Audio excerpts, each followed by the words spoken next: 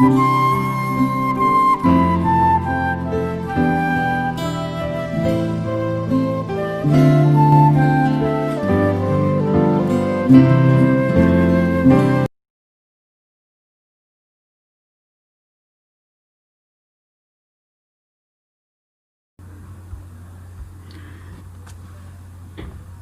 queridos, quero saudar a todos com a paz do Senhor Jesus. Primeiro dizer que é uma satisfação enorme receber esse convite do querido pastor Luciano para trazer aos amados uma palavra que eu creio ser uma palavra que visa cooperar, contribuir com tudo que os irmãos já receberam e têm recebido da parte desse homem de Deus, desse homem que prontificou-se a colocar a sua vida, a gastar-se e deixar-se gastar pelo reino. Vocês já o conhecem e espero que essa palavra que esse humilde servo traz aqui seja mais uma contribuição de tudo que os irmãos, como eu disse, já têm visto na vida dele e recebido da parte dele através do seu ministério, o qual nós sabemos que é um instrumento de tudo quanto Deus faz e quer fazer em nós e através de nós. Minha palavra será uma palavra que visa trazer aos irmãos neste dia ou tarde, não sei o horário que vocês vão estar escutando aí, ou noite, uma reflexão a respeito da pessoa de Jesus, que é esse verbo que virou gente. Tem uma canção que nos diz assim: o verbo virou gente e habitou entre nós. E essa passagem, esse tema está baseado no Evangelho de João, capítulo 1, versículo 14.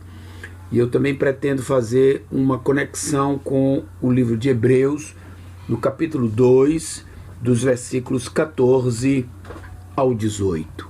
E o que nos diz João 1, 14? Nos diz exatamente assim: e o verbo se fez carne e habitou entre nós, cheio de graça e de verdade, e vimos a sua glória como do unigênito do Pai.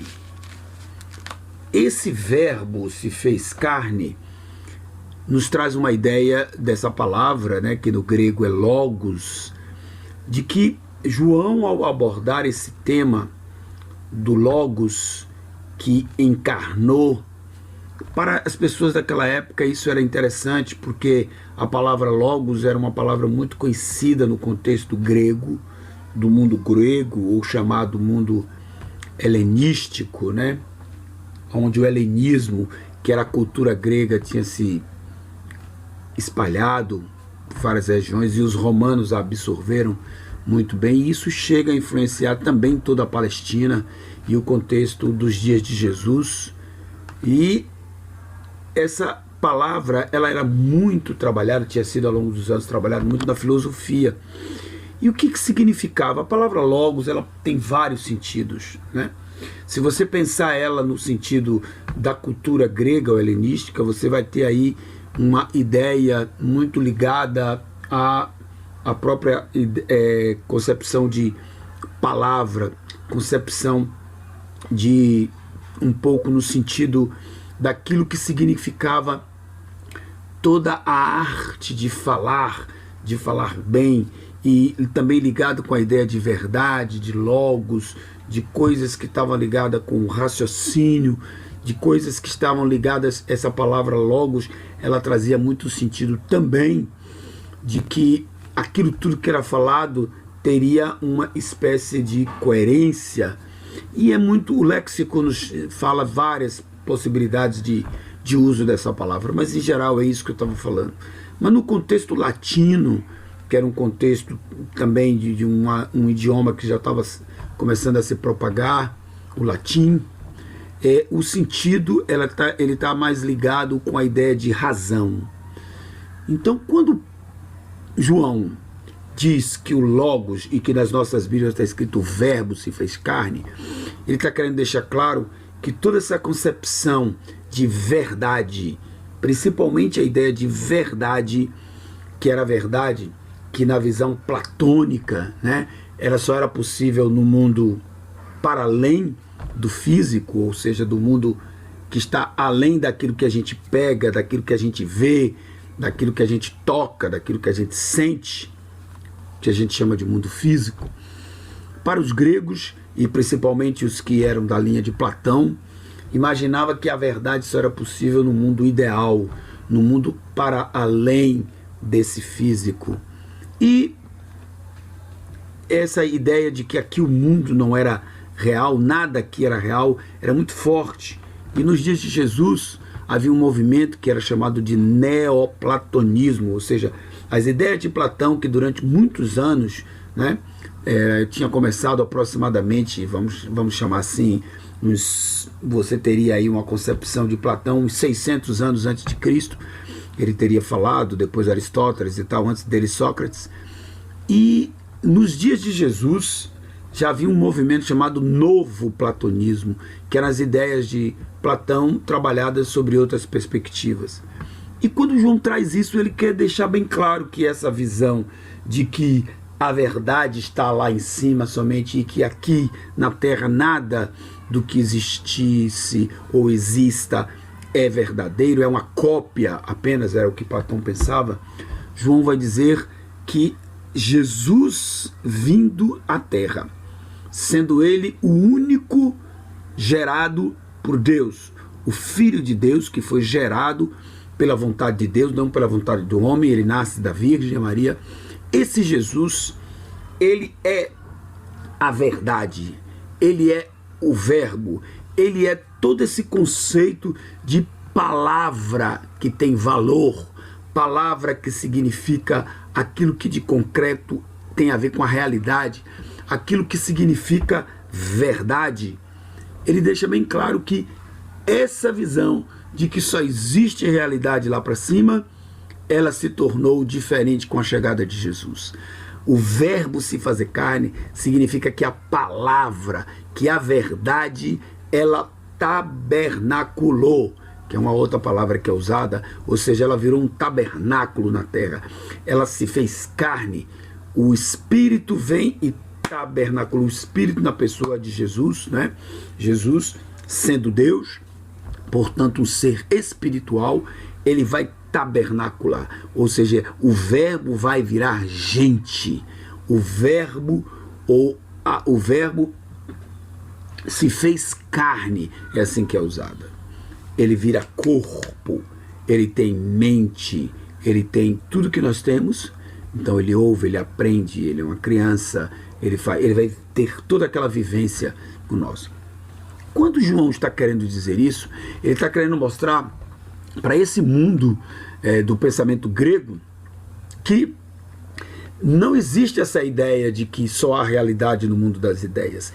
Há realidade e verdade, há de fato uma vida que tem sentido, que tem razão de ser, que tem essência aqui no mundo físico. E que a vinda de Jesus significa a única possibilidade que vai quebrar todas as regras de você ter a realidade lá de cima, vivenciada, tornada física, o divino se tornando físico. Irmãos, isso tem um valor que os irmãos não têm ideia. João é um homem que traz conceitos que para a filosofia daquela época eram conceitos caros e conceitos difíceis. E João vai trazer isso porque havia uma ideia de que não é possível, por exemplo, imaginar que uma divindade possa ter contato direto com o físico, muito menos uma divindade tomar a forma física. Havia um movimento chamado gnosticismo, não dá para explicar aqui o que era, mas eles deixavam bem claro que era impossível, inclusive o contato do divino com o humano. Prestem atenção, se você reparar bem todas as religiões, e se você estudar a história das religiões, qualquer que seja ela, você vai ver que em todos os casos você tem o humano aqui embaixo, né? Você tem toda a estrutura humana, a humanidade, que se volta para um Deus, que é o divino, que está nos céus, nos ares, que está acima da realidade física, e ele faz petições, oferendas, sacrifícios, choros, lágrimas, entregas, louvores, exaltação, ações de graças. Toda manifestação humana é para fazer com que a divindade receba essas manifestações, se agrade e responda com bênçãos, responda com chuva, responda com fertilidade, responda com bastante semente, com uma boa colheita, responda com filhos, né? Responda de maneira que a terra produza tudo o que o homem precisa e que o homem cresça, prospere, traga saúde, enfim, a divindade trazia essa resposta. Pois João nos deixa claro, e o próprio Jesus vindo nos deixa claro, que o cristianismo, que a vinda de Jesus significa uma mudança completa. Nunca ocorreu antes isso. O quê? O divino. E o divino é o verdadeiro Deus.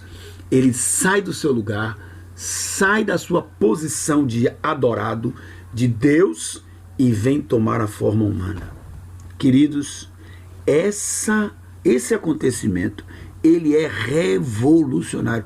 Não existe nenhuma religião que admita o seu Deus sair da sua posição e tomar o lugar dos adoradores, dos reis, descer do seu trono e tomar o lugar dos súditos, de jeito nenhum. Uma autoridade sair do seu lugar e se tornar como um daqueles que são seus liderados, de jeito nenhum. Principalmente divindade. A vida cristã, a proposta de Deus através de Jesus é exatamente para quebrar toda essa ordem. Jesus sai do seu lugar, ele é a verdade, ele é o verbo, que ele desce e se torna como um de nós. Olha o que nos diz Hebreus capítulo 2, versículos 14. Portanto, visto que os filhos são pessoas de carne e sangue, ele também, ele, Jesus, participou dessa condição humana. Para quê que ele faz isso? Agora, o escritor aos Hebreus vai nos explicar. Para que por sua morte, outra coisa difícil dos gregos entenderem, das pessoas daquela época.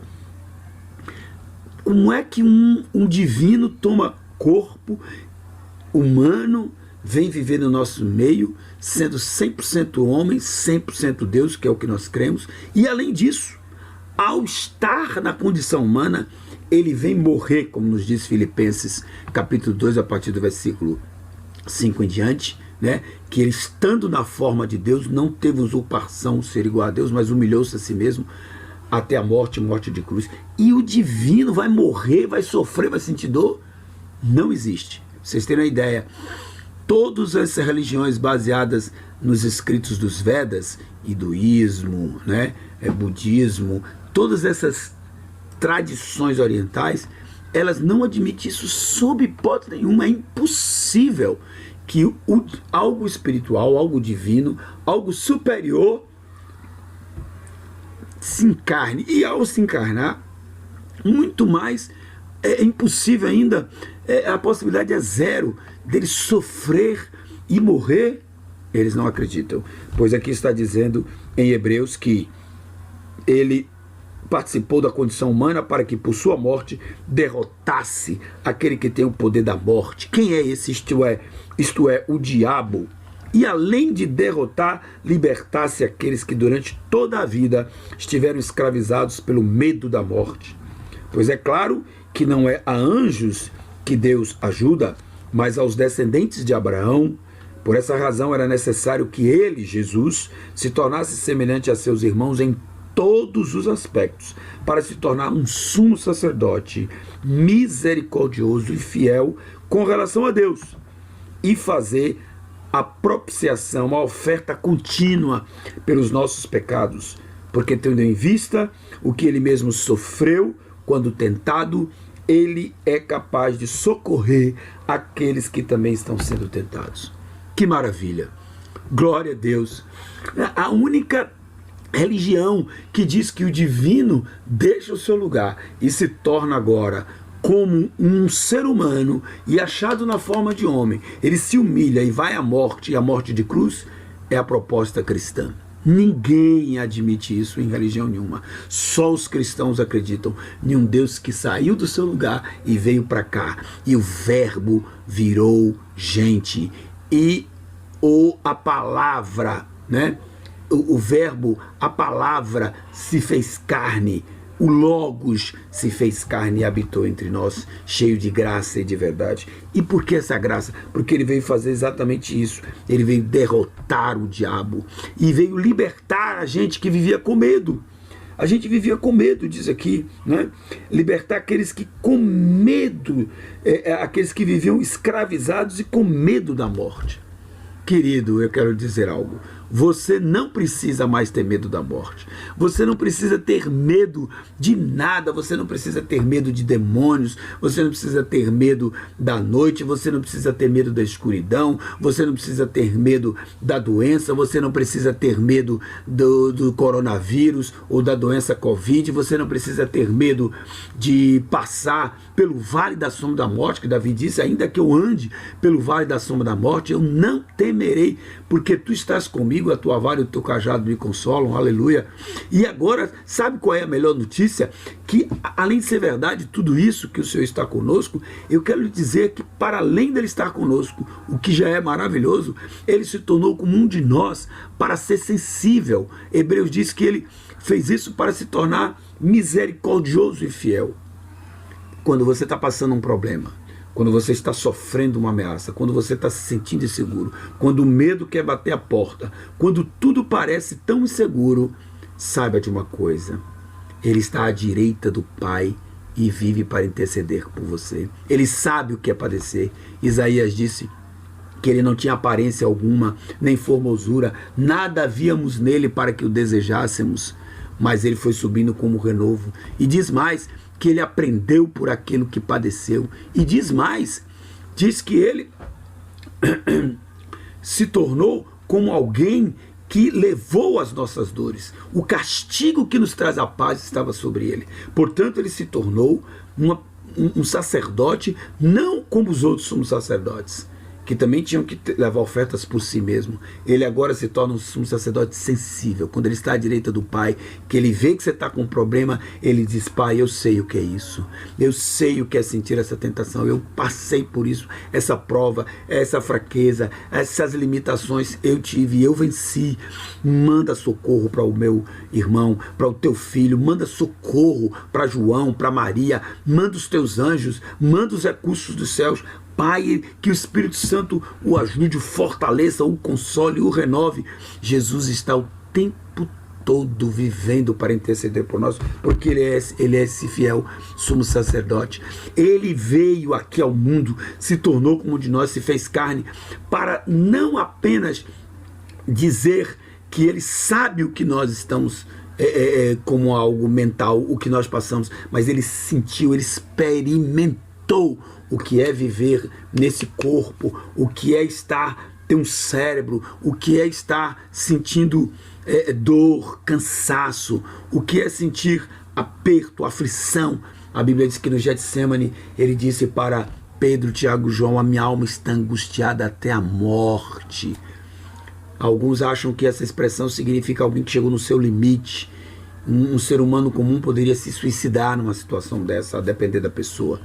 Mas Jesus, depois de pedir ao Pai que o livrasse daquilo, se coloca inteiramente nas mãos do Pai e diz: faça-se a tua vontade.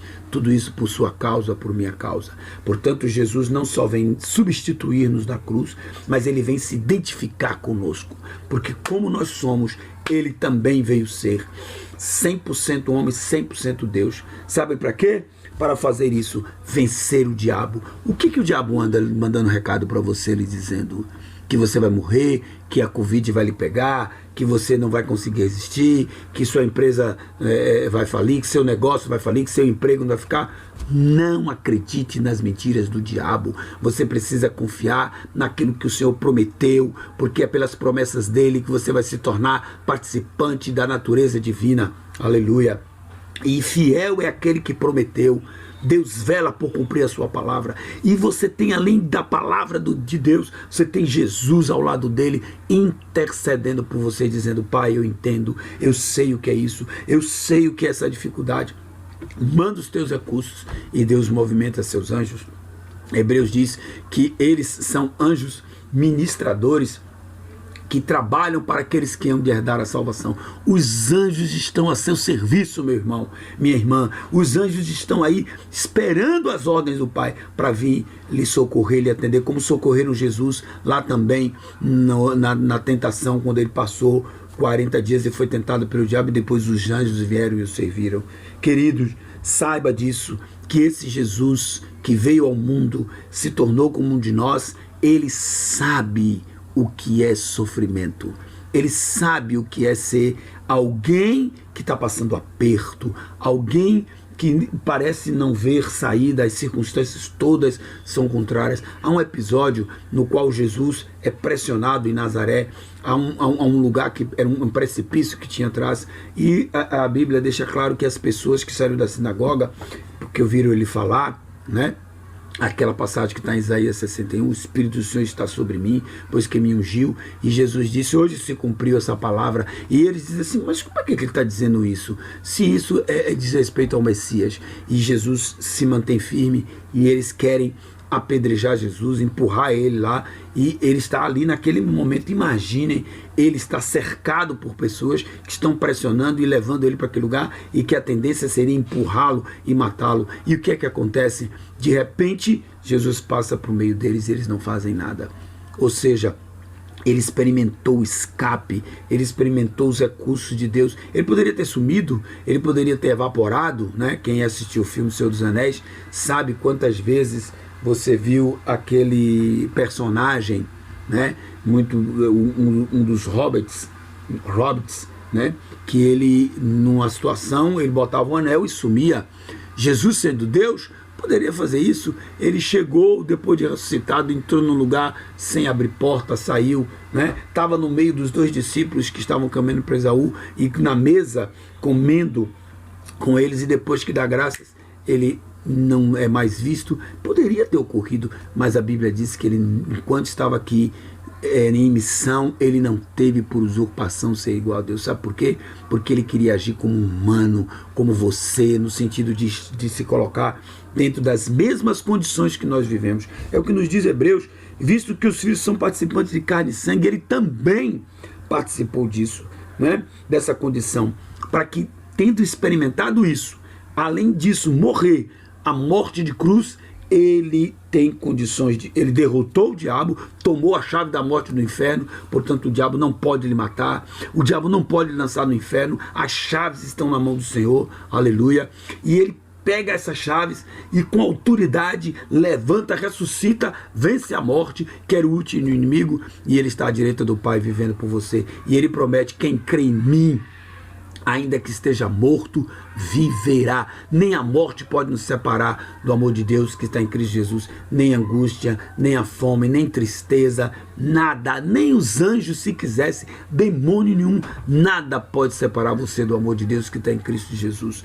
Portanto, querido, eu quero concluir essa palavra lhe trazendo uma palavra de firmeza, de fortaleza, de segurança, de renovo, de confiança naquele que é o Cordeiro de Deus que tira o pecado do mundo, naquele que não ficou no céu esperando as orações, a adoração, que ele tinha direito como Deus, e que a glória pertence a ele, mas ele sensibilizou-se a tal ponto de sair do seu lugar, da sua glória, desceu, se despiu e vem para cá viver como um de nós, como eu e você, passar pelas mesmas provas, as mesmas condições, sentir as nossas dores, o nosso castigo, ser tentado, ser humilhado, ser questionado, ser maltratado, ser perseguido, inclusive. Ele sabe. Não há um problema que você tenha passado que Jesus não passou. Não há absolutamente nenhuma situação que você esteja vivendo que Jesus não viveu. Portanto, querido, confie que aquele que era o Verbo que se fez carne, o Logos que virou gente, aquele que era o divino e que toma forma humana, que morre e vence a morte, vence o diabo, ele disse, credes em Deus, crede também em mim. Então nós devemos crer nele. E ele diz mais, tende bom ânimo, eu venci o mundo. Lá na Bíblia não está escrito, eu venci o mundo e vós vencereis. Mas eu deduzo que ele, ao dizer, eu venci o mundo, e se vocês crerem em mim, vocês também vão vencer.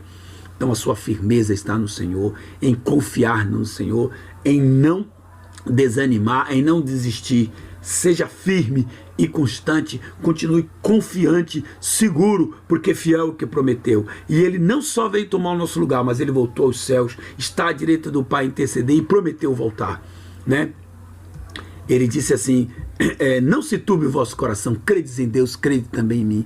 Na casa de meu Pai há muitas moradas. Eu irei e voltarei outra vez, e quando eu vier, eu vos levarei para mim mesmo, para que onde eu estiver estejais vós também. Ele prometeu e vai cumprir e voltar. E a última palavra minha é no sentido de que, qual é o problema que você está enfrentando? Ou o que está lhe assustando? É a Covid? É o coronavírus? É a situação política? Bolsonaro cai? Não cai? Vão tomar? A esquerda volta? Meu irmão, nada disso interessa. Saiba que o Senhor é quem está sustentando a sua vida, com coronavírus, sem coronavírus, com Bolsonaro, sem Bolsonaro, com esquerda, com direita, não interessa. Você é do Senhor e Ele prometeu e Ele vem lhe buscar e vai lhe levar. E você estando firme nessa esperança, aleluia, a Bíblia diz que quem tem nele essa esperança purifica-se a si mesmo, assim como ele é puro. Portanto, seja firme e constante, sempre abundante na obra do Senhor, sabendo que o seu trabalho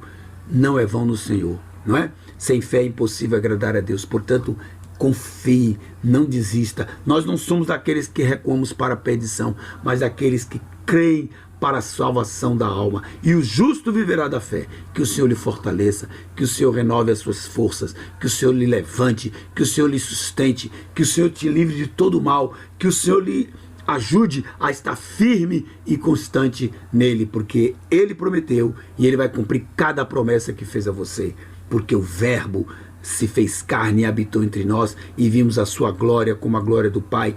E esse Verbo, ele está à direita do Pai, Jesus, intercedendo por você, para que você vença também. Deus te abençoe. Deus abençoe o pastor Luciano e toda a sua família, esta obra, e que Deus sustente a vida de vocês, da sua parentela, da sua casa, do seu armário, da sua despensa, tudo na sua casa, debaixo da bênção do Senhor. Que Deus vos abençoe em Cristo Jesus. Foi um prazer, meus amados, poder dirigir essa palavra a vocês. Eu sou o pastor Dermeval, estudei com o pastor Luciano, somos colegas, e eu sou pastor da comunidade Igreja nas Casas. Um grande abraço.